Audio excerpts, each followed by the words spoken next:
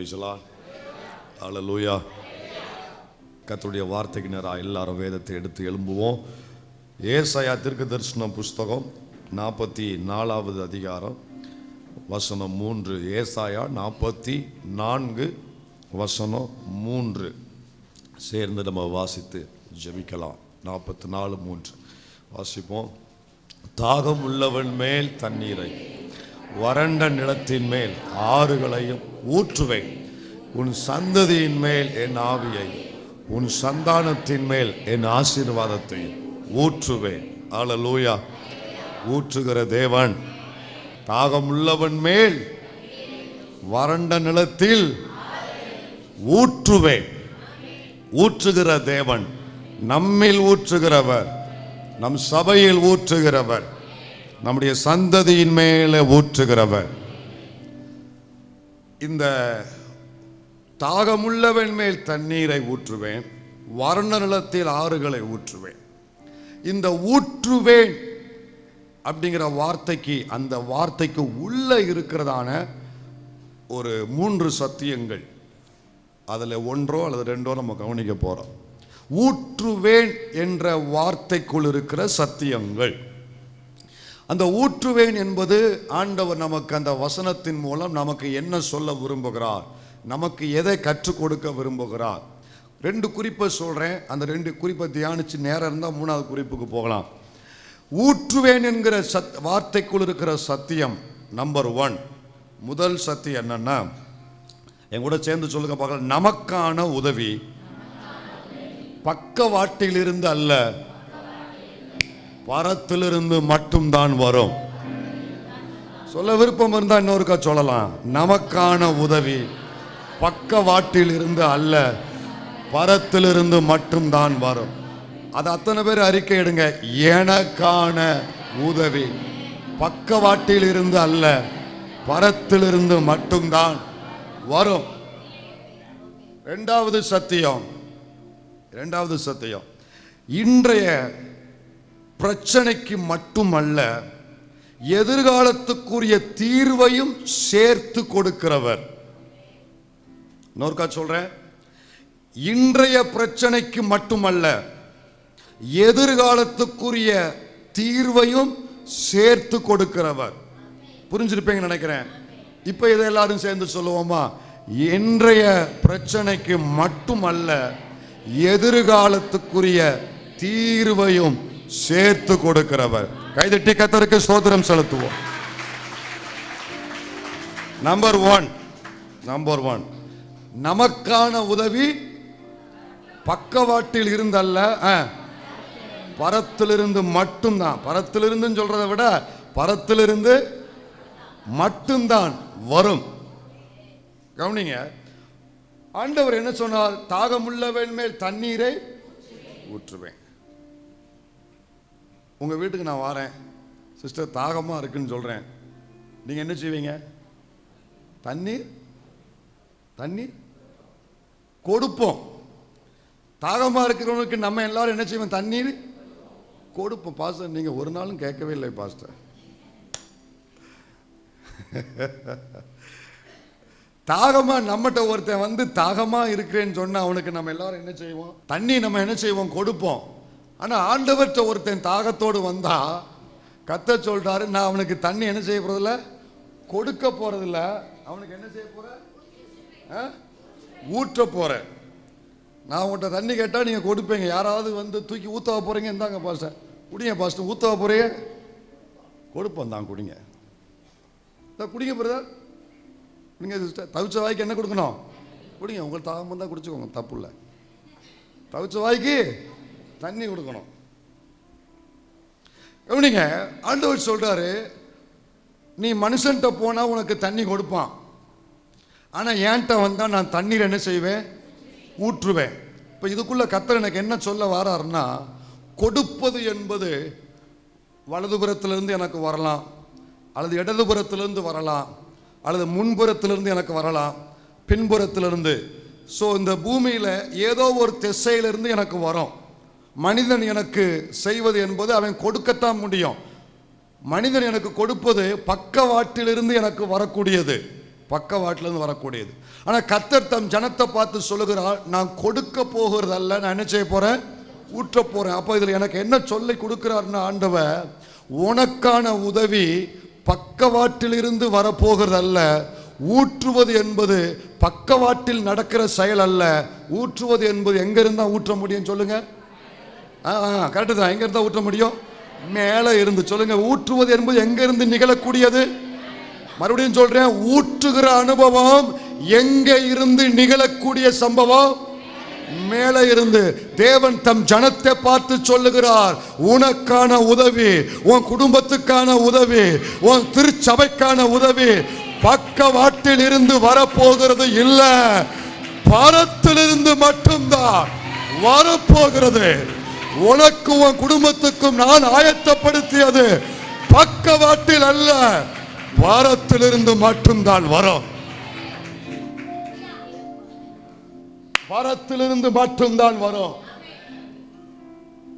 உங்கள் கண்களை பக்கவாட்டில் ஏறெடுக்காதீங்க. வலதுபுறத்தில் இருக்கிற அண்ணனை பார்க்காத, இடதுபுறத்தில் இருக்கிற அக்காவை பார்க்காத, பின்புறத்தில் இருக்கிற மாமனை பார்க்காத, முன்புறத்தில் இருக்கிற மற்ற எந்த உறவையும் பார்க்காத. அந்த ஊர்ல அவர் இருக்கிறார், இந்த ஊர்ல இவர் இருக்கிறார். பக்கவாட்டின் மேல் உன் கண்கள் போக வேண்டாம். உனக்கான உதவி பக்கவாட்டு அல்ல, பரத்திலிருந்து. ஊற்றுகிற அனுபவம் பரத்திலிருந்து தான் நடக்க முடியும். தேவ பிள்ளைக்கான உதவி பரத்திலிருந்து மட்டும்தான் வரும். உன்னை தூக்கி விடக்கூடிய உதவி, உன் குடும்பத்தை எடுத்து நிறுத்தக்கூடிய உதவி, உன் பிள்ளைகள் எதிர்காலத்தை ஆசீர்வதிக்கக்கூடிய உதவி, உன் ஊழியத்தை மறுபடியும் ஸ்திரப்படுத்தக்கூடிய உதவி. எந்த உதவி வந்தால் உங்கள் காரியம் நிலைப்படுமோ அந்த உதவி வடக்கே தெற்கே கிழக்கே மேற்கே எங்கேயும் இருந்தும் அல்ல. எனக்கு ஒத்தாசை வரும் பர்வதம் வானத்தையும் பூமியும் உண்டாக்கின கர்த்தரிடத்திலிருந்து, பரத்திலிருந்து, மேலே இருந்துதான் ஒரு தேவ பிள்ளைக்கான சகாயம் வரும். அதனால நீங்க யார்ட்டையும் போய் கொடுங்கன்னு கேட்க கூடாது. மேலே பார்த்து, ஊற்றும் ஐயா உம் வல்லமையை தாகத்தோடு காத்திருக்கிறே, நான் தாகத்தோடு. மற்ற பக்கத்தில் உங்கள் கண்களை ஏறெடுத்தா எழுதி வச்சுக்கோங்க, ஏமாற்றம் மட்டும்தான் வரும். மனிதர்கள் ஏமாற்றம் மட்டும்தான் அவனுக்கு தெரியும். மனிதன் தன்னுடைய வாக்கை காப்பாற்ற அவனுக்கு தெரியாது. மனிதர்கள் உங்களுக்கு இறுதி வரை உதவி செய்ய அவர்களுக்கு இயலாது. உங்களுக்கான சகாயம், உங்களுக்கான உதவி பரத்திலிருந்து மட்டும்தான் வரும். தேவ பிள்ளையே, பைபிள்ல இருந்து பரத்திலிருந்து உதவி பெற்றவர்கள் 57ஆம் சங்கீதத்துக்கு வாங்க. 57ஆம் சங்கீதத்தில் ஒரு மனிதன் இருக்கிறார். அந்த மனிதனுடைய நிலைமை என்னங்கிறத பிராக்கெட்ல பாருங்க. 57ஆம் சங்கீதத்தை பிராக்கெட் வாசி. தாவீது சவுலுக்கு தப்பி ஓடி கெபியில் ஒதுங்குகையில் தனக்கு நஷ்டம் நேரிடாதபடி. சரி, இப்ப தப்பி ஓடக்கூடிய சூழ்நிலை, இருக்கிற இடத்தை விட்டு, தன் வீட்டை விட்டு, தன் தேசத்தை விட்டு, தன் ஜனத்தை விட்டு, தன் உறவுகளை விட்டு, எல்லாத்தையும் விட்டு தப்பிச்சா போதும், உயிர் பிழைச்சா போதும். இது ரொம்ப பயங்கரமான ஒரு நிலைமை. யாராலையும் காப்பாற்ற முடியாத ஒரு எல்லைக்குள்ள இந்த சங்கீதக்காரன் வாழ்க்கையை மாறு. இந்த இடத்துல இருக்கிற பிள்ளைங்க, உங்களில் யாராகிலும் அவ்வளவு பயங்கரமான ஒரு குழியில விழுந்திருப்பீங்கன்னா, இனிமே யாரு உதவி செய்தாலும் உங்களுக்கு எவ்விதத்தில் நீங்க எழும்பவே முடியாத அளவுக்கு நீங்க பாதிக்கப்பட்டிருந்தீங்கன்னா, உங்க பாதிப்பு அவ்வளவு பெருசா இருக்கும் என்றால், வார்த்தையை நல்லா காது கொடுத்து கேளுங்க, இருதயத்தை திறந்து கேளுங்க. இங்க ஒரு மனுஷன் இருக்கிறான், அவன் நிலைமை 4ஆம் வசனத்தை பாருங்க. என் ஆத்துமா சிங்கங்களின் நடுவில் இருக்கிறது. எங்க இருக்கு? நான் சொல்லட்டுமா? தாவீது 2 சிங்கத்தை குறித்து பேசுறாரு. ஒன்னு, அவனை பட்சிக்க வந்த மனிதர் கூட்டம், அதையும் சிங்கமா சொல்றாரு. 2வது, உண்மையிலேயே அவர் உயிர் பிழைக்கும்படி காட்டுக்குள்ள ஒரு கெபிக்குள்ள போனா தூரத்துல சிங்கம் படுத்திருக்கு. அந்த சிங்கத்தின் நடுவுல மூச்சு கூட விட முடியாம உயிரை காத்துக் கொள்வதற்காக ஒளிஞ்சிருக்கா. ஏன்னா அவன் எங்க ஒளிஞ்சிருக்கான்னு மேல வாசித்தோம். கெவி. கெவியில என்ன இருக்கும்? நாயா போயிருக்க போது சிங்கம். லிட்ரலா சிங்கங்கள் நடுவில் இருக்கிறா. அடுத்து கீழே வாசித்து பாரு. தீயை இறைக்கிற மனுபுத்திரருக்குள்ளே கிடக்கிறேன். நன்மை செய்த உனக்கு தீமை செய்யற கூட்டம் உன்னை சூழ்ந்திருக்கு.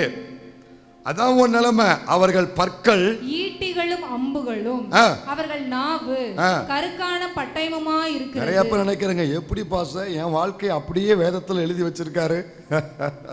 அடுத்த வசனம் பாருங்க, 6ஆம் வசனம் பாருங்க. கால்களுக்கு கண்ணியை வைத்திருக்கிறார். கண்ணினா தெரியும் தானே, உன்னை நேருக்கு நேரா எதிர்த்து கடைசியில் உன்னை ஒன்னும் செய்ய முடியல உடனே உன் கண்ணுக்கு தெரியாம கண்ணி வைக்கிறாங்க. உனக்கே தெரியாம உன்னை வீழ்த்தணும், உன் குடும்பத்தை கீழே தள்ளணும், உன் தொழிலை முடக்கணும், உன்னை விரட்டணும், உன்னை இருக்க விடக்கூடாதுன்னு கண்ணி என்பது கண்ணுக்கு மறைவான ஒன்று. நீ தெரியாம கால் வச்சு கீழே விழணும், நீ தெரியாம கால் வச்சு உன் வாழ்க்கை ஒரு முடிவுக்கு வரணுங்கிறதுக்காக மனிதர்கள் உனக்கு கண்ணி வைக்கிறாங்க. அடுத்த கவனிங்க, அப்படியே மேல வந்துரு. 3ஆம் வசனத்தை பாரு. என்னை விழுங்க பார்க்கிறவன் என்ன செய்ய பார்க்கிறான்? விழுங்க பார்க்கிறான். மொத்தத்துல விழுங்க பார்க்கிறான். முதல் வசனம் வாசி. எனக்கு இறங்கும் தேவனே, எனக்கு இறங்கும். உம்மை என் ஆத்துமா அண்டிக் கொள்ளுகிறது. விக்கனங்கள் கடந்து போகும். அவனை விக்கனம் சூழ்ந்திருக்கு, தீமை அவனை சூழ்ந்திருக்கு. இந்த நிலைமையெல்லாம் பார்த்தா ஒரு முடிவுக்கு வந்துருவோமா? இவனை யாராலும் என்ன செய்ய முடியாது, காப்பாற்ற முடியாது.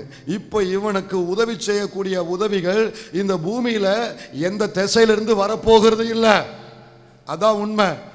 இதே நிலைமையில பிள்ளைகள் இருக்கக்கூடும். இந்த வார்த்தையை கேட்கிற பிள்ளைகள் முடிஞ்ச அளவுக்கு முயற்சி பண்ணியாச்சு, அங்கே வாங்கி இங்கே வாங்கி சரி கட்டியாச்சு.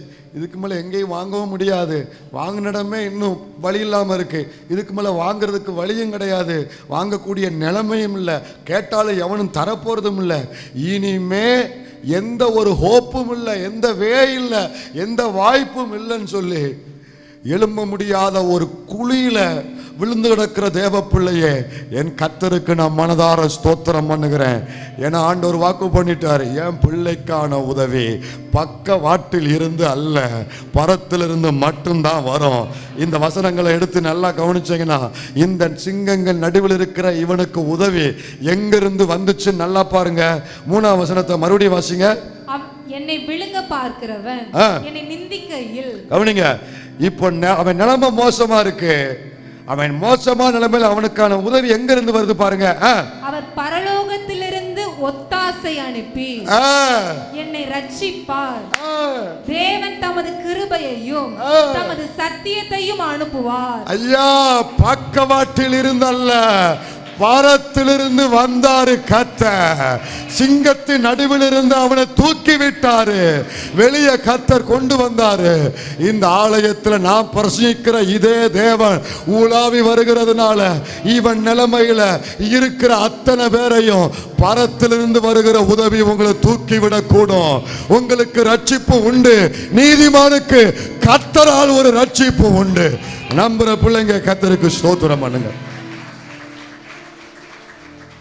பாருங்க, அவர் பரத்திலிருந்து பரலோகத்திலிருந்து ஒத்தாசை அனுப்பி. ஒருத்தன் இதை தடுக்க முடியாதுங்க. ஆண்டவர் உங்களுக்கு உதவி செய்யறத, மனிதர்கள் உதவி செய்யறத இன்னொரு மனுஷன் போய் தடுக்க முடியும். அவளுக்கா உதவி செய்யற, அவனுக்கா உதவி செய்யற, அவன் யார் தெரியுமா, அவன் யார் தெரியுமா, இப்படி எத்தனையோ பேர் தடுத்து நிறுத்திருக்கிறாங்க. அவன் உனக்கு உதவிதான் செய்யல, ஆனா வந்துகிட்டு இருக்கிற உதவியும் அவன் என்ன செஞ்சுட்டான், போய் தடுத்து கெடுத்தவன் உண்டு.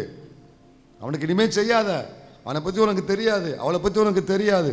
4 வார்த்தை அவன் போட்ட உடனே உனக்கு செய்யறவனுக்கும் மனசு அடுத்து என்ன ஆயிரும், செய்ய அவனுக்கு மனசு வராது. இவளுக்கு போய் செய்ய, இவனுக்கு போய் செய்யவா, அப்படி கெடுத்துருவான். இப்படி உன் வாழ்க்கையில எத்தனையோ பேர் கெடுத்தவங்க எல்லாம் உண்டு, நன்மையை கெடுத்த கூட்டம். அதனால்தான் ஆண்டவர் என்னமோ தெரில, இதுக்காகத்தான் இந்த பூமியிலிருந்து எங்கேயாவது ஒருத்தனை எழுப்பி உதவி செஞ்சா தடுக்க அவனால முடியும். நான் கர்த்தர் முடிவு பண்ணிட்டாரு, என் பிள்ளைக்கு நான் அங்கிருந்து அனுப்புறேன். யோபோட தடுக்க முடியாது, யாரும் வந்து நிறுத்த முடியாது, யாராலையும் வந்து அதை மறுக்கவும் முடியாது. பரத்திலிருந்து கர்த்தர் கரத்தை நீட்டினாரு, ஒத்தாசை அனுப்பினாரு. என்னை ரட்சிப்பார். எப்படி ரட்சிப்பாரா? தேவன் தமது கிருபையையும் தமது சத்தியத்தையும் அனுப்புவார். கிருபை எதுக்குன்னா நீ இருக்கிற நிலைமையில உன்னை பலப்படுத்த, சத்தியம் எதுக்குன்னா உன்னை அங்கிருந்து தூக்கிவிட. அந்த பரத்திலிருந்து வருகிற கிருபை, பரத்திலிருந்து வருகிற சத்தியம். எனக்கு தெரியல, இங்க இதே நிலைமையில யாரோ இருக்கிறீங்க, யாரும் உதவி செய்தால் உங்களால் எழும்ப முடியாத நிலைமையில் இருக்கிறீங்க. ஆனா எல்லா நம்பிக்கையும் விட்டுட்டீங்க. ஆனா இப்போ ஒன்ன நான் உங்களுக்கு சொல்றேன், எல்லா திசையிலையும் கதவு அடைக்கப்பட்டாலும் மேல உங்க கண்ணை உயர்த்தி பாருங்க, உங்க கண்களை மேல உயர்த்தி பாருங்க. மேல இருந்து நீ இருக்கிற இடத்திலேயே கிருபை இறங்கி வரும், கிருபை இறங்கி வரும், சத்தியம் இறங்கி வரும், அவர் கரம் இறங்கி வரும். உன்னை வெளியே கொண்டு வருவாரு. ஜலப்பிரவாகத்திலிருந்து வெளியே வருவ, சிங்க கபியிலிருந்து வெளியே வருவ, அக்கினி சூளையிலிருந்து வெளியே வருவ.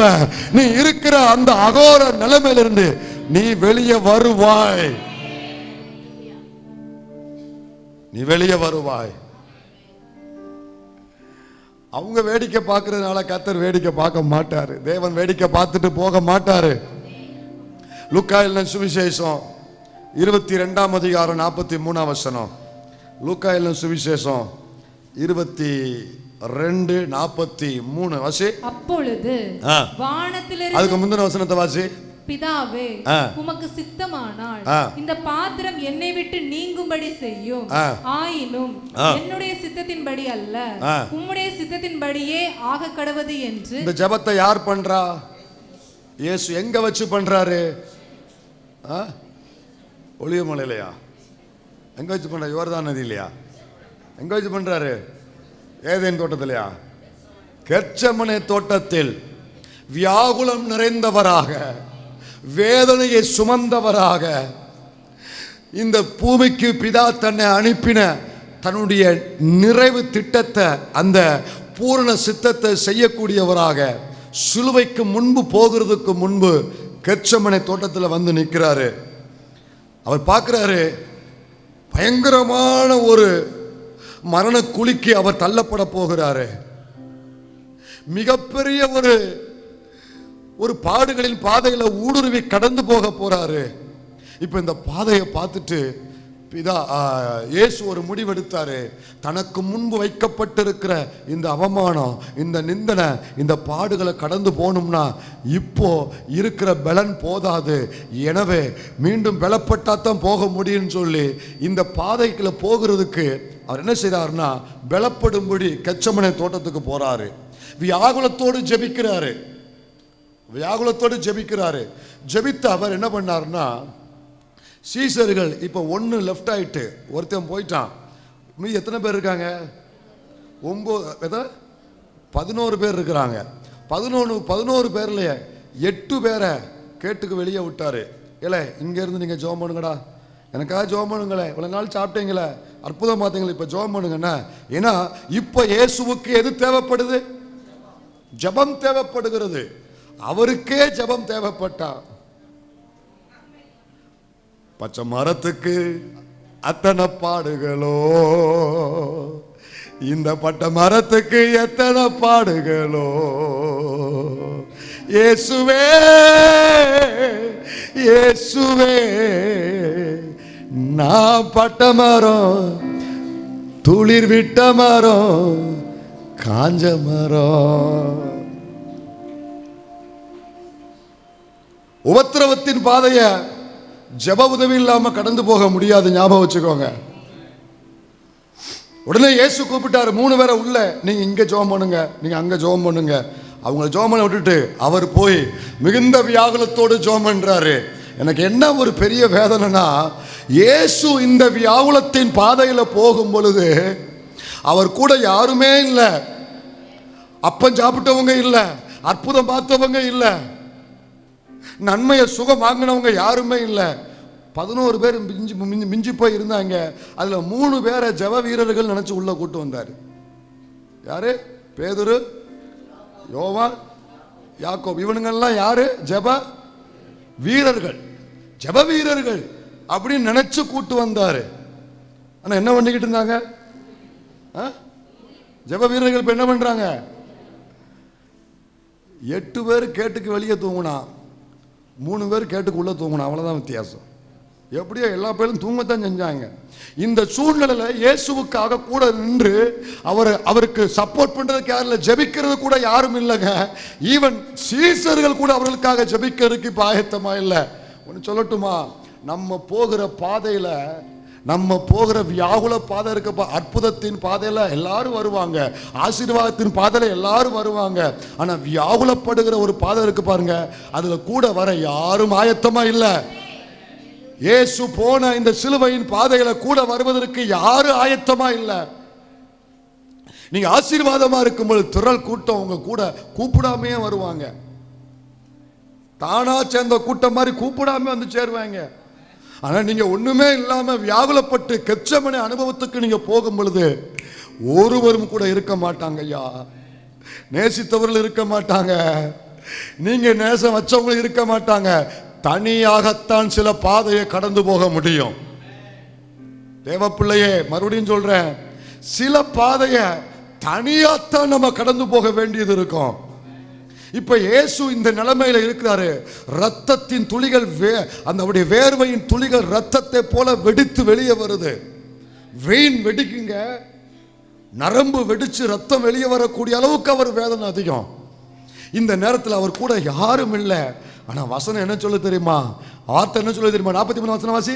அப்பொழுது சொல்லுங்க. அப்பொழுது, எப்பொழுது?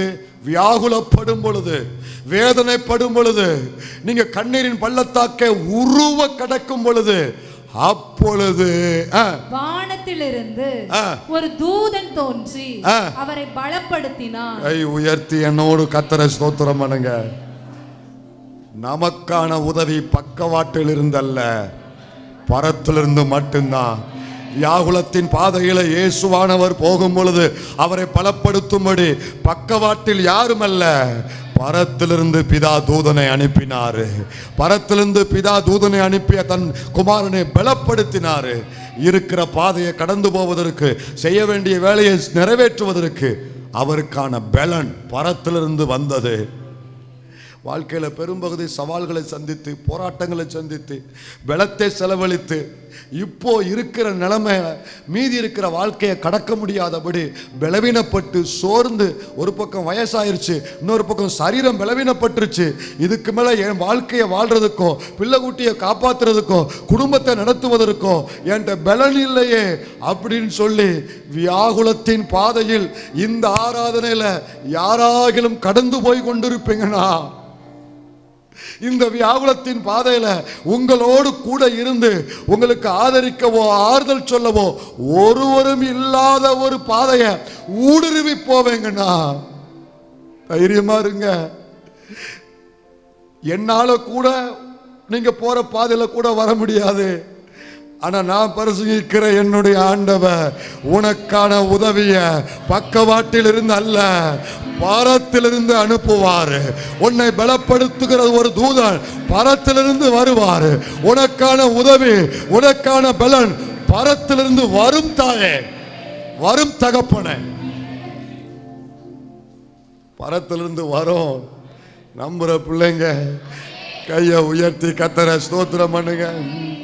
யாரும் துணை இல்லை என்றோ, ஏகனாய் நான் ஆனேன் என்றோ, யாரும் துணை இல்லை என்றோ, ஏகனாய் நான் ஆனேன் என் மனதில் எண்ணிடேன் ஓ நாளுமே. இயேசு என்னுடன் இல்லாமல் எங்கு போய் யாரும் இருக்க மாட்டாங்க. ஆனா அவர் இருப்பாரு. உங்களுக்கான உதவி பரத்திலிருந்து வரும். ரெண்டாவது நான் என்ன குறிப்பு சொன்னேன்? முதல்ல நமக்கான உதவி பக்கவாட்டில் இருந்தல்ல. இரண்டாவது, இன்றைய பிரச்சனைக்கு மட்டுமல்ல, எதிர்காலத்துக்குரிய தீர்வையும். உங்க வீட்டுக்கு ஒருத்தர் வாராரு, கவனிங்க. ஆண்டவர் என்ன சொல்றாரு? தாகமுள்ளவனுக்கு தண்ணீரை ஊற்று. உங்க வீட்டுக்கு ஒருத்தர் வராரு, தாகம்னு கேட்குறாரு. நீங்கள் என்ன செய்வீங்க? தண்ணி எதில் கொடுப்பீங்க? சொம்புல. சொம்புல. இப்போ ஒருத்தன் தண்ணி கேட்குறான்னா அவனுக்கு நம்ம என்ன செய்வோம்? ஒரு டம்ளரில் கொடுங்க. தண்ணி எப்படி கொடுக்கணும் அதையும் நான் சொல்லித்தரேன். நிறைய பேருக்கு அதுவும் தெரிய மாட்டேக்கு. ஒரு டம்ளரில் ஒரு செம்பில் கோரி வச்சுக்கோங்க. டம்ளரை கொடுத்து அவனுக்கு கொடுங்க. அவன் நிம்மதியாக குடிச்சிட்டு போட்டோம். அப்புறம் வேணும்னா மறுபடியும் செம்பில் இருந்து டம்ளரில் ஊற்றுங்க. இதுதான் முறை. இதுதான் முறை. தெரியுதா? ஆமாம். அப்படியே தூக்கிட்டு வந்து கொடுத்துடக்கூடாது. அப்போது ஏன்ட்ட ஒருத்தன் தாகம்னு கேட்டால் நான் அவனுக்கு தண்ணி, ஒரு டம்ளர் தண்ணி கொடுப்பேன். இன்னும் தாகம்னா அவனுக்கு இன்னும் ஒரு டம்ளர் கொடுப்பேன். ரொம்ப தாகம்னா இந்தடா வச்சுக்கோப்பான்னு சொல்லி ஒரு லிட்டர் தண்ணியை கொடுத்துருக்கேன். இவ்வளோதான் நம்ம கொடுப்போம். இவ்வளோதான் கொடுப்போம். யாராவது உங்கள் வீட்டில் தாகம்னு வந்தவனுக்கு ஒரு குடத்தை தூக்கி இந்த வச்சுக்கோ கொடுத்துருக்கீங்களா? குடத்தை தூக்கி கொடுத்துருக்கீங்களா? யாரும் கொடுக்க மாட்டோம். குடத்தை தூக்கி என்ன செய்ய மாட்டோம்? ஒரு டம்ளர் தண்ணி கொடுப்போம். அவ்வளோதான். நல்லா கவனிங்க. என்னிடத்துல யாராவது உதவிக்கு வராங்கன்னா, ஒரு கடன் பிரச்சனை, ஒரு வீட்டில் சமையல் பண்ண பைசா இல்லை, அரிசி இல்லை, இப்படி ஏதோ ஒரு சின்ன தேவைகளில் வராங்கன்னா அவனுக்கு நம்ம உதவி செய்தால் நம்ம என்ன உதவி செய்வோம்? 1 கிலோ அரிசி வாங்குறதுக்கோ, அன்னைக்கு அவன் சாப்பிடக்கூடிய அளவுக்கோ, அந்த 1 டம்ளர் தண்ணி அளவுக்கு அவனுக்கு ஒரு உதவி செய்வோம். சொல்றது புரியுதா? அன்றைய தேவைக்கு அவனுக்கு உதவி செய்வோம். அல்லது அதிகபட்சம் 1 வார தேவைக்கு உதவி செய்வோம். அதிகபட்சம் 1 மாத தேவைக்கு உதவி செய்வோம். நான் சொல்றது புரிஞ்சுதா உங்களுக்கு? யாராவது கவலைப்படாதீங்க, உங்கள் வாழ்நாள் முழுவதும் எல்லாத்தையும் நான் பொறுப்படுத்துக்கிறேன், நீங்கள் பயப்படாதீங்க அப்படின்னு சொல்லி அவன் வாழ்நாள் முழுவதும் தேவையை சந்திச்சோ அந்த அந்த யார் இருந்த கை வைத்து காமிங்க. வாழ்நாள் முழுவதும் எனக்கு தேவை இருக்கு பாஸ்டங்கிறவங்க நிறைய பேர் இருக்கிறீங்க. யாரும் அப்படி செய்ய மாட்டோம். மனிதர்கள் நமக்கு உதவி செய்தால் அல்லது நம்ம பிறருக்கு உதவி செய்தால் அன்றைய பிரச்சனைக்கு மட்டும்தான் நமக்கு தீர்வு கிடைக்கும். அன்றைய பிரச்சனை. ஆனா ஊற்றுவது என்பது, தேவன் தண்ணீரை ஊற்றினால் அதுல 1 டம்ளரா இருக்குன்றீங்க, அது 1 செம்பா இருக்குன்றீங்க, அது 1 கேனா இருக்குன்றீங்க, அதுல எவ்வளவு இருக்கும்? திரளாய், ஏராளம், தாராளம் அதுல வந்து கொண்டே இருக்கும். ஆண்டவர் என்ன சொல்றாருன்னா, என் பிள்ளைக்கு நான் கொடுப்பது இன்றைய பிரச்சனைக்காக மட்டுமல்ல, அவருடைய எதிர்காலத்துக்குரிய தீர்வையும் மனதில் வைத்து, எதிர்காலத்துக்குரிய தேவையையும் மனதில் வைத்து, எதிர்காலத்துக்கும் சேர்த்து ஊற்றுகிற அனுபவத்தை போல என் பிள்ளைக்கு நான் காரியத்தை செய்கிறேன். விசுவாசிக்கிற பிள்ளைங்க யாராவது உள்ள இருந்தீங்கன்னா கர்த்தரை ஸ்தோத்திரம் பண்ணுங்க, ஆண்டவருக்கு நன்றி செலுத்துங்க. இன்றைய தேவை மட்டுமல்ல, என் எதிர்கால பிரச்சனைக்கும் தீர்வு கொடுக்கிறவர், எதிர்காலத்துக்கும் எனக்கு சேர்த்தே தீர்வு கொடுக்கிறவர். மனுஷங்களுக்கு உதவி செய்தா தற்காலிகம், இன்றைய காரியம். ஆனா கர்த்தர் கொடுப்பது, அவர் மனிதனை போல 1 டம்ளரை கொடுத்துட்டு இதுக்கு மேல முடியாது அப்படின்னு தேவன் சொல்லுகிறவர் அல்ல. இதுக்கு மேல நீ பார்த்துக்கோ, நீ சமாளிச்சுக்கோ அப்படின்னு சொல்லுகிறவர் அல்ல. என்னுடைய எதிர்காலத்தை மனதில் வைத்து ஊற்றுவது எதை குறிக்கிறது? இன்றைக்கு மட்டும் என் தாகத்தை தீர்ப்பதற்கு அல்ல. இன்றைக்கு தாகம் தீர்க்க எனக்கு 1 செம்பு போதும், அல்லது எனக்கு 1 கேன் போதும். ஆனா எனக்கு தாகம் இருக்கு, ஆனா கர்த்தர் 1 செம்பை கொடுக்காம ஊற்றுவேன் ஏன் சொல்றாருன்னா, தம்பி, மகளே, மகனே, இன்னைக்கு வந்த பிரச்சனை நாளைக்கு உனக்கு வருவதற்கு வாய்ப்பு உண்டு. இன்னைக்கு எடுத்த தாகம் நாளைக்கு உனக்கு வருவதற்கு வாய்ப்பு உண்டு. இன்னைக்கு நீ போற இந்த பாதை இன்னும் கொஞ்ச காலம் கழித்து மறுபடியும் உனக்கு வருவதற்கு வாய்ப்பு உண்டு. எனவே அந்த எதிர்கால தேவையை மனதில் வைத்து இன்றைக்கு மட்டும் கொடுத்து நாளைக்கு நீ சமாளிச்சுக்கோ என்று அல்ல, எதிர்காலத்தையும் சேர்த்து இன்றைக்கு நான் உன் வாழ்க்கையில ஊற்றுகிறேன். இது சபையில நடக்கணும். இங்க கேட்கிற பிள்ளைகள் வாழ்க்கையில இன்றைய பிரச்சனை அல்ல ஆண்டவரே, யார் யார் மிகப்பெரிய வாழ்க்கையில ஆண்டவரே தீர்க்க முடியாத பிளவினத்துல, தீர்க்க முடியாத பிரச்சனையில வந்திருக்கிறார்களோ, இன்றைக்கல்ல எதிர்காலத்துக்கும் சேர்த்தே பிள்ளைகளுக்கு தீர்வு கொடுப்பீராக. அதற்கு ஊற்றப்படுகிற அனுபவம் நடப்பதாக. மனிதன் திராணி இல்லாதவன். மனிதன் 1 டம்ளர் தண்ணிக்கு மேல கொடுக்க அவன் திராணி இல்லாதவன். மறுபடியும் கேட்டீங்கன்னா மனசுக்குள்ள உள்ள ஒரு உள்ள மனசுல வாசலை அடைச்சிட்டு வெளியில வேற வழி இல்லாமல் கொடுப்பான். ஆனா மறுபடியும் கேட்டீங்கன்னா வாய் திறந்து சொல்லிடுவான், உனக்கு எத்தனை முறை கொடுக்க, உனக்கு எத்தனை முறை கொடுக்க. இப்படியே கொடுத்து கொடுத்தேன் நான் ஒன்றும் கேட்டிருக்கானா இல்லையா? உனக்கு கொடுத்து கொடுத்து உன் பிள்ளைய பார்த்து பார்த்து உனக்கு செஞ்சு செஞ்சு ஏன் நிலைமை கேட்டிருக்காங்களா இல்லையா? அவங்க இதுதான் மனிதன் கொடுக்கிற ஒரு டம்ளர் அளவு அனுபவம். ஆனா ஆண்டவர் என்ன செய்வார் தெரியுமா? நீண்ட நாள் தாகத்தோடு காத்திருக்கிற பிள்ளையே, நீண்ட நாள் வறட்சியான நிலைமையில் இருக்கிற பிள்ளையே, நீண்ட நாள் வறண்ட நிலத்தை போல் இருக்கிற பிள்ளையே, என் ஆண்டவர் ஒரு திட்டம் வச்சிருக்கிறார் உன் வாழ்க்கையில. இந்த நிலத்துல ஒரு திட்டம் வச்சிருக்கிறாரு, உன்னை குறித்து ஒரு திட்டம் வச்சிருக்கிறாரு. அது என்ன திட்டம்? ஒரு டம்ளரை கொடுத்து சமாளிச்சுக்கோ என்று சொல்லுகிற மனிதனை போல் அல்ல. இன்னைக்கு உனக்கு அதிகமா தெரிந்தாலும் நாளைய தீர்வை மனதில் வைத்து தேவன் ஊற்றுகிறாரு. ஆராதித்த வந்த பிள்ளைங்க வாழ்க்கையில அது இந்த நாளிலே ஊற்றப்படுகிற அனுபவம் நிகழ்வதாக. யார் யார் இந்த நிலைமையில் இருக்கிறார்களோ ஊற்றப்படுகிற அனுபவம் நிகழ்வதாக. என் உள்ளத்துல ஒரு ஜெபம் ஓடிக்கொண்டு இருக்கு. ஆண்டவரே, எனக்கு தெரியல இந்த சபையில இந்த ஆராதனையில் உட்கார்ந்து யார் இந்த நிலைமையில இருக்கிறாங்கன்னு தெரியல. ஆனா எனக்கு ஒண்ணு தெரியும், அவர்கள் வாழ்க்கையில ஊற்றப்படுகிற ஒரு திட்டத்தை நீர் வைத்திருக்கிறீரப்பா. அவர்கள் வாழ்க்கையில ஊற்றுகிற ஒரு அனுபவம் போல ஒரு திட்டத்தை நீர் வைத்திருக்கிறீரப்பா. அவர்களுக்கு இன்னைக்கு இது அதிகமா தெரியலாம், நாளைக்கும் சேர்த்து எதிர்காலத்துக்கும் சேர்த்து உன்னை ஆசீர்வதிக்க போகிறாரு. எதிர்காலத்தையும் மனதில் வைத்து உன் குடும்பத்தை கர்த்தர் ஆசீர்வதிக்க போகிறார். வசனத்துக்குள்ள போகாம நான் சம்பவத்தை நான் சொல்றேன். உங்களுக்கெல்லாம் தெரியும் நினைக்கிறேன், எல்லாருக்குமே தெரியும். அந்த விதவை 2 விறகு பொறுக்கிறா. அவளுக்கு இருக்கிறது கொஞ்சம் மாவு கொஞ்சம் எண்ணெய். அதை சுட்டு தானும் தம் பிள்ளையும் சாப்பிட்டு சாகணும்னு சொல்றா. எனக்கு ஒரு பெரிய கேள்வி என்னன்னா, அந்த காலத்தில் சாகணும்னு நினைக்கிறவங்க கூட சாப்பிட்டுட்டு சாகணும்னு நினைச்சிருக்கா.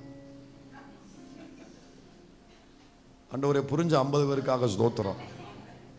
எலியாட்ட என்ன சொல்றா? யோ, கொஞ்சம் மாவு கொஞ்சம் எண்ணெய் இருக்கு, அதில் 1 அடை 2 அடை தான் வரும், நானும் என் பிள்ளையும் சாப்பிட்டுட்டு சாக போறோம். சாகத்தான் போறே, எதுக்கு சாப்பிட்ற? சாகத்தான் போறே, எதுக்கு சாப்பிட்ற? யார் சாப்பிடுவா சொல்லுங்க? வாழலும் நினைக்கிறவன் தான் சாப்பிடுவான். இவ சொல்றது சாகணுங்கிறா, ஆனா செய்ய போறது சாப்பிடணுன்றா. கான்ட்ரவர்சியா இருக்கு. அப்பதான் எனக்கு ஒன்று புரிஞ்சிச்சு, அவ உண்மையிலே சாக விரும்பல. அவ உண்மையிலே சாக விரும்பல. அவ விருப்பம் சாக கிடையாது, ஆனா அவ சூழ்நிலை மரணம் தான், வேற வழி கிடையாது. அவ வாழத்தான் விரும்புறா, ஆனா சூழ்நிலை அவளுக்கு சாவை கொண்டு வரக்கூடிய, அவ சாகணும், வேற வழி இல்லை. நிறைய பிள்ளைங்க உங்க வாயில அப்பப்போ சொல்றீங்களே, நான் இருந்து எதுக்கு, நான் போனா நல்லது, போதும் கர்த்தாவே என்ன எடுத்துக்கோ, இப்படிலாம் அடிக்கடி சொல்லியிருக்கீங்களே. உண்மை என்னன்னா, இது உங்க விருப்பம் இல்லை. சாகணும் சாக போறேங்கிறது விருப்பம் இல்லை. குடும்பத்துக்காக, பிள்ளைக்காக, எதிர்காலத்துக்காக, ஆண்டோருக்காக வாழணும்னு நினைக்கிறீங்க. ஆனா உங்களை சுத்தி நெருக்கிற ஒரு சூழ்நிலை இருக்கு பாருங்க, உங்களையே அறியாம உங்க விசுவாசத்தையும் தாண்டி உங்க ஜெபத்தையும் தாண்டி இந்த வார்த்தையை சொல்ல வைக்கிறது. இந்த வார்த்தையை சொல்ல வைக்க செத்தால் தாவல அப்படின்னு நீங்க விரும்பல. நல்லா இருக்கும்பொழுது நீங்க யோசிக்கிறீங்க, நான் இப்படி சொல்லியிருக்க கூடாது. கர்த்தரோடு பேசும் பொழுது நீங்க உணர்த்தப்படுறீங்க, நான் இப்படி சொல்லியிருக்க கூடாது, நான் எப்படி விசுவாசி, நான் எப்படி இப்படி பேசலாம். நீ விரும்பல, ஆனா உன் சூழ்நிலை உன்னை அந்த நிலைமைக்கு கொண்டு வந்துருச்சு. அதான் அவ நிலைமை. எலியா சொன்னாரு, முதல் அடைய கொண்டு வா.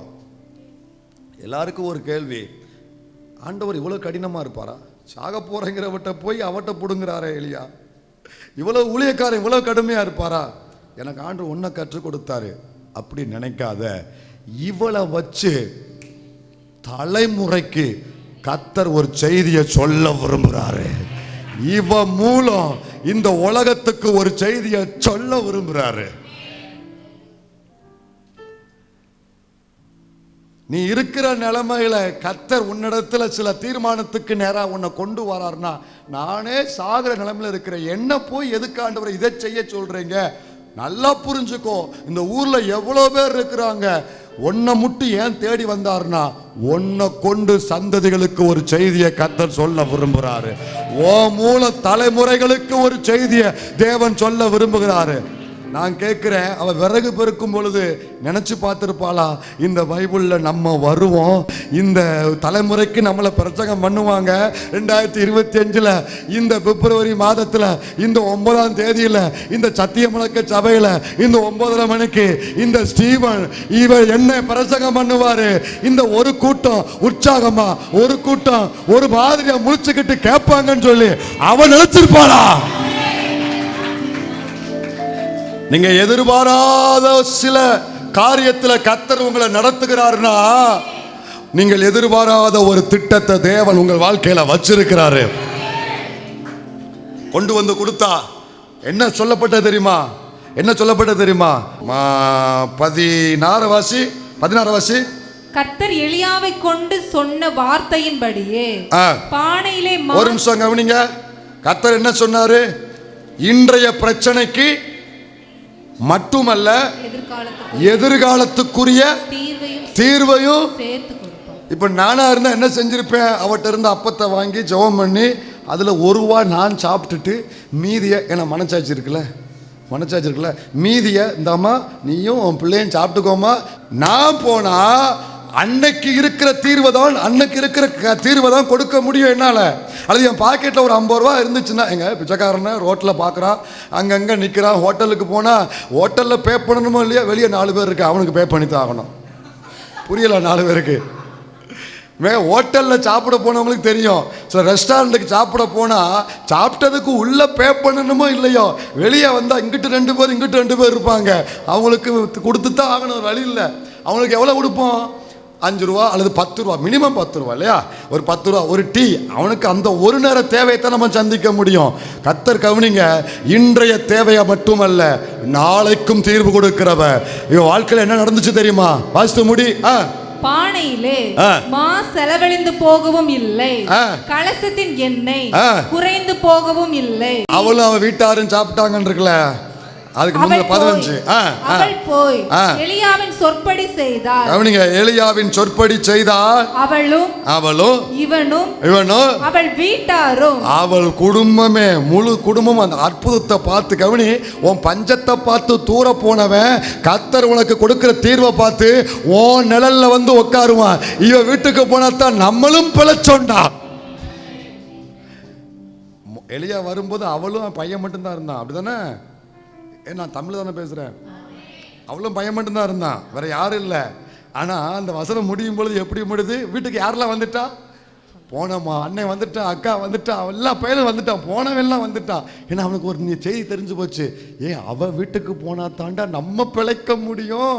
எல்லா பையனும் வந்துட்டா. வசனம் சொல்லுது, வீட்டார் அனைவரும் அநேக நாள் சாப்பிட்டார்கள், பஞ்சம் முடிகிற வரைக்கும் சாப்பிட்டாங்க. எதிர்காலத்தை மனதில் வைத்து கர்த்தர் ஆசீர்வதித்தார். கர்த்தர் ஊற்றுனார், கொடுக்கல, ஊற்றுகிற அனுபவத்தை அங்க நம்ம பார்க்கிறோம். அல்லேலூயா. உன் வியாதியை பார்த்து உன்னை விட்டு போனவன், உன் குடும்பத்தில் உள்ள பிரச்சனையை பார்த்து போனவன், உனக்கு ஏற்பட்ட அவமானத்தை பார்த்து உங்களை விட்டு போனவங்க, உங்களுக்கு ஏற்பட்ட நஷ்டத்தை பார்த்து உங்களை விட்டு போனவங்க, பஞ்சம் வறட்சியை பார்த்து உங்களை விட்டுட்டு தூரம் போனவங்க, எழுதி வச்சுக்கோங்க. கர்த்தருடைய சமூகத்தில் சொல்றேன், உங்க இருதயத்தில் எழுதி வச்சுக்கோங்க. கர்த்தர் ஊற்ற போகிறாரு. உன் வாழ்க்கையில ஊற்றுகிற ஒரு அனுபவம் தேவ திட்டத்தில் இருக்கிறது. அது உன் சந்ததி மேல ஊற்றப்படும், உன் குடும்பத்தின் மேல ஊற்றப்படும், உன் மேல ஊற்றப்படும். வருவார்கள், உதறிவிட்ட அத்தனை பேரும் உன்னை தேடி வருவார்கள். எதிர்காலத்தையும் மனதில் வைத்து தேவன் உனக்கு தீர்வு கொடுக்கிறார். ஆண்டவரே, எங்களுக்கான உதவி பக்கவாட்டில் இல்ல, பரத்திலிருந்து. இன்றைய பிரச்சனைக்கு மட்டுமல்ல, நாளைக்கும் சேர்த்து தீர்வு கொடுக்க எங்க வாழ்க்கையில ஊற்ற விரும்புகிறேன். சபையில் தாகமாக கேட்குற பிள்ளைகள் வாழ்க்கையில் இந்த ஊற்றுகிற அனுபவம் எங்கள் கண்ணால் பார்க்கணும். ஜனங்கள் வாழ்க்கையில் நீங்கள் ஊற்றுகிறத எங்கள் கண்ணால் பார்க்கணும். உங்களுடைய ஆசீர்வாதத்தை ஊற்றுகிறத, உங்களுடைய சமாதானத்தை ஊற்றுகிறத, உங்களுடைய நன்மையை ஊற்றுகிறத, உங்களுடைய கிருபையை ஊற்றுகிறத நாங்கள் பார்க்கணும்ப்பா. எத்தனை பேர் விரும்புகிறீங்க? நான் உனக்கு இப்படி ஊற்றுகிற அனுபவத்தை நான் உனக்கு செய்யணும்னா ஆண்டவர் நம்மிடத்துல ஒன்றை எதிர்பார்க்கிறாரு. நானும் உன்னிடத்துல நீ ஊற்ற வேண்டும் என்று உன்னிடத்துல ஒன்றை எதிர்பார்க்கிறேன். புலம்பல் 2:19. புலம்பல் 2:19 வாசிங்க. புலம்பல் 2:19. எழுந்திரு, ராத்திரியிலே முதற் சாமத்தில் கூப்பிடு, ஆண்டவரின் சமூகத்தில் உன் இருதயத்தை தண்ணீரை போல ஊற்றிவிடு. கவனிங்க, உன் இருதயத்தை தண்ணீரை போல ஊற்றிவிடு. ஆண்டவர் உன்னை கேட்கிறாருமா, அங்கே வீடு விடா போய் உட்காந்து உன் சூழ்நிலையை சொல்கிற வேலையை நீ நிறுத்து. ஃபோன் போட்டு அங்கே உன் பிரச்சனையை சொல்கிறத நிறுத்து. இவ்வளவு நாள் நீ மற்றவங்ககிட்ட சொல்லி நீ என்ன நன்மையை கண்ட? இது உன் பலவீனத்தை காண்பிக்குது, உன் அவிசுவாசத்தை காண்பிக்குது, உன் ஜெபமின்மையை காண்பிக்கிறது. மனிதர்களை ஒரு கஷ்டம் வந்தா, ஒரு பிரச்சனை வந்தா மனுஷனை தேடி போகிறத நிறுத்து. Stop it. இதை நிறுத்து. மனுஷன் போய் ஒப்பாரி வைக்கிறத நிறுத்து. வீடு விடா போய் உட்காந்து உன் பிரச்சனையை கொட்டுறதை நிறுத்து. தயவு செய்த நிறுத்து. உன் வீட்டு கதவை போட்டு உன் முழங்கால முடக்கு, உன் கண்ணீரை ஊற்று, உன் இருதயத்தை ஊற்று. ஆமா, கர்த்தரின் பாதத்தில் நீ ஊற்றினா உன் மேல அவர் ஊற்றுவாரு. உன் மேல பரத்திலிருந்து உனக்கு உதவி வரும். உன் சந்ததியை மீட்கக்கூடிய, உன் பிரச்சனை இருந்து உன்னை மீட்கக்கூடிய உதவி மேல இருந்து அவர் ஊற்றுவாரு. முழங்கால் படிடுவோமா? முழங்கால் படிடுவோமா? நிறைவான மகிழ்ச்சி நீரே, நித்திய பேரின்பமே. நிறைவான மகிழ்ச்சி நீரே, நித்திய பேரின்பமே.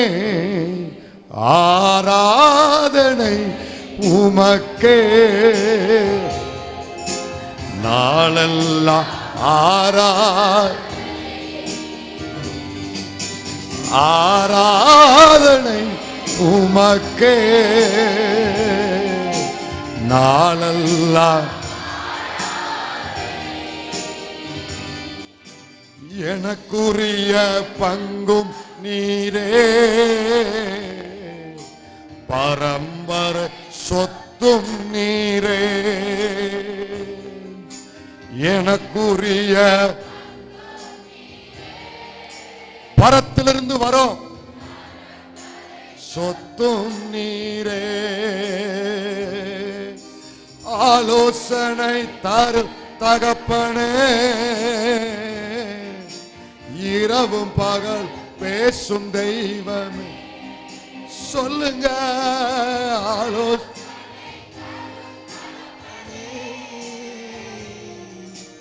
இரவும் பகலும் பேசும் தெய்வமே.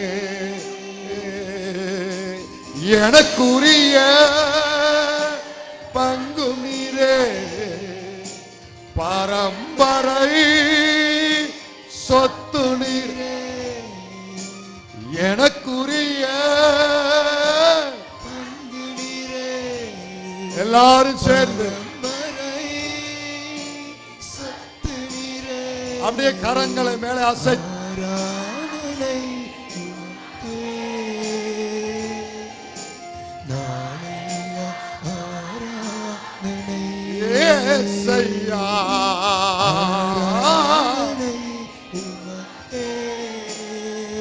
தாகத்தோடு இருக்கிறோம்ப்பா, தாகத்தோடு.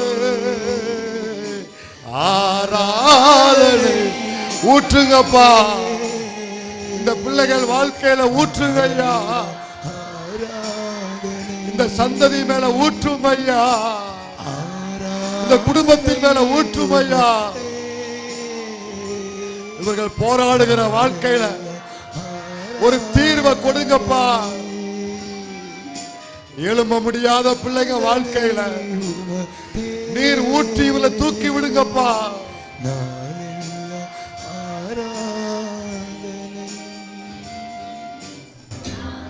என் கண்களை எனக்கு ஒத்தாசை வரும் பர்வதத்துக்கு நேராக நான் ஏறெடுக்கிறேன்ப்பா. இனி நான் எந்த மனுஷனையும் தேடி போக மாட்டேன். மனுஷன்ட்ட போய் என் குறைய, என் தேவையை சொல்ற, என்னுடைய பலவீனத்தை மன்னியும்.